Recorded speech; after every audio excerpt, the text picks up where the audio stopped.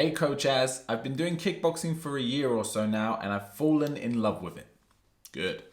I've seen great progress in the last year, but recently I feel like I've hit a wall. I don't feel like I'm making any progress and I just feel beaten up all the time.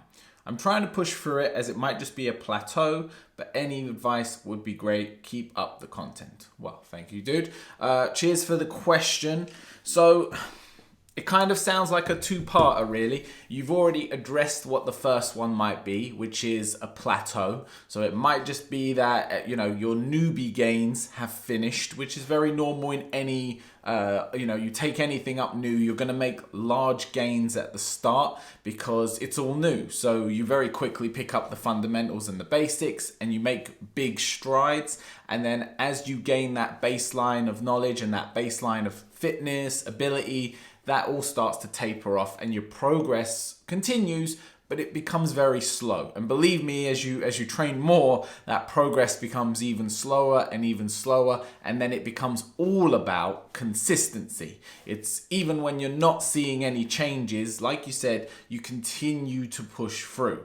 However, you also said in your question that you feel beaten up all the time. And I assume by the way you worded it or the way you said it, that you mean physically and not as in you're getting beaten up in sparring, but your body feels run down. And every time you come to training, you just feel like you're not performing. You're not getting anything out of it. And it might just be, you didn't actually mention your training routine, how often. You might be overtraining. Okay, and overtraining is something that's really, really common in fighters. You develop this attitude when you get into fighting of nothing can hurt me, nothing can break me, I can push through any barrier. And it's a very helpful mentality for competitive fighting because when you're down in points or you're down on a round or you're suffering, you're going to get knocked out, whatever, having that mindset is the only way you're going to make it through that fight.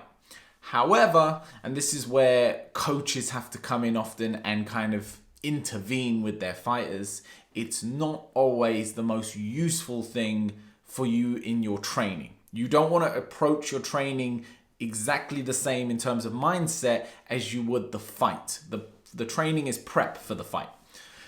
So what I'm saying is you might be overtraining.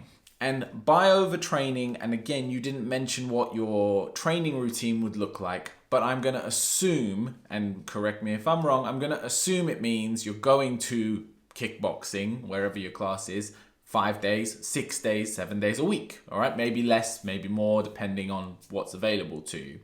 And I assume that that's what you're doing. You're not going to the gym. Maybe you're not running. Maybe you are doing all these things, but you're just training. I'm making a lot of assumptions. What I'm trying to say is maybe you're just doing too much of the same thing. And that's where the overload can come in. So when you think about martial arts training, this is what you should think about. The biggest thing, and I've spoke about this before, is your skill training. So going to class, doing pad work, getting on the bag, training with partners, sparring. This is where you practice and build your skills, okay? The other things are also building up your cardio. So this is running, hill sprints, road work, the bike, burpees, calisthenics, all of this. And then of course your strength and conditioning, calisthenics coming into that, weight training, resistance training, all of that good stuff, plyometrics, you get the idea. The issue that a lot of fighters come into is that they fall in love with one very particular part of training and they favor that over all others. So for example, they just love bag work and they're just always on the bag. They're just always doing rounds on the bag. And to a certain extent, it's great. And yes, you will see tons of progress from just repping and repeating drills and all the rest of it. But if you're putting the system through the same process over and over again, you're going to very quickly fatigue the system. And it's actually the beauty of training in combat sports is often, depending on the combat sport, but generally speaking, there's a lot of different things you can do which are all going to benefit the end result in terms of how good you are in your training. So I would suggest if you're feeling like you're run down, you're beaten up every time you come to class, go to a few less classes. But it doesn't mean you need to train less, but it does mean that maybe vary it up. Instead of going training that day at the club, go for a run. Go lift some weights, okay? The other thing is You don't need to approach every session with 100% intensity. This is another thing that comes, this is again that mindset thing. You gotta always be pushing, you gotta always be crushing it. There is a time and place for that, yes, for sure. In a fight camp, in the build up to something, in a process that we call peaking, as you get up close to the fight, you need to be on it 100% because you're trying to build up that capacity. But the actual long-term results of your training, there needs to be calm days. There needs to be days where you go in and in your mind, you already say from the start, I'm going to go easy today. All right. I'm still going to do everything. I'm going to listen to the coach. I'm going to do everything he asks. I'm going to take full part in the lesson. I'm going to help my partners, but I'm going to take it easier. I am not going to rev the engine to the red line today. Okay.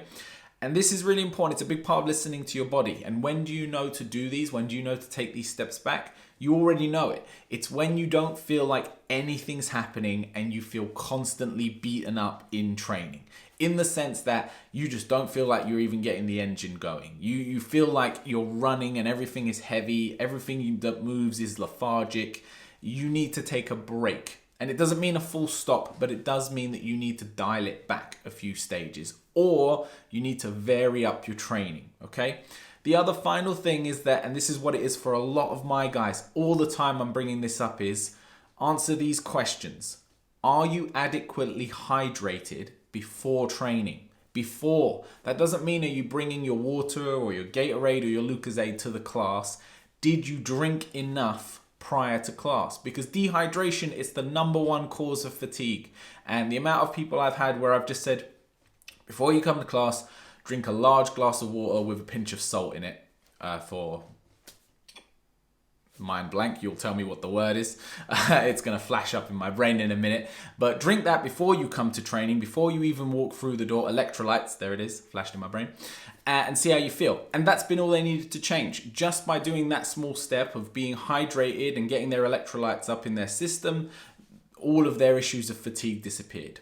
Are you getting enough protein? Okay, protein is what we use in our body to recover and build muscle. Now, you might not be thinking of it in terms of like a bodybuilder trying to get bigger muscles, but when you train, when you do martial arts, when you do press ups, bag work, all of this stuff, you're still causing damage to the muscle tissue, which needs to be repaired. Not necessarily bigger, but it does need to be repaired. So if you're not getting adequate protein in between your training sessions, that's going to do it as well. And finally, of course, are you getting enough sleep? Because you might be taking enough time off between sessions, but remember, just sitting and watching TV or staying up late, this isn't recovery time. Although you're not training, although you're not doing anything, if you're not sleeping, you're not healing. All of our recovery processes, the majority of it is done in our sleep. So try to work on those 3 elements and see if that fixes it for you. Because it might be, let's say you're only training 3 times a week and you're feeling this way, then it's not overtraining. You're training 4 times, 5 times a week, it's probably not overtraining, it's probably under resting.